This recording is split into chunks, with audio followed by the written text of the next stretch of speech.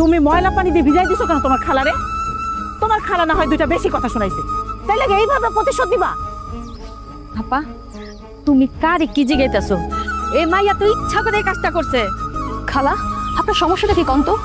আপনি আসার পর থেকে একের পর এক ঝামেলা করতেছেন আমগো বাড়িতে। আপনার কি আমগো সুখ সহ্য হইতেছে না? আমি ঠিক মতো বুঝতে পারতেছি আপনার মায়ের লগে আমার জামাই বিয়া হওয়ার কথা ছিল, বিয়াটা তো দিতে পারেন না, এই জন্য একের পর এক ঝামেলা করতেছেন। আমি সহ্য করতে পারতেছেন না আপনি, আমি সব কিছু বুঝতে পারতেছি। হ্যাঁ হ্যাঁ আম্মা, এটা তুমি কি করতেছো? তুমি মনে করে হাত তুলতেছো কেন? আমি হাত তুলছি এটা তোর চোখে পড়ছে।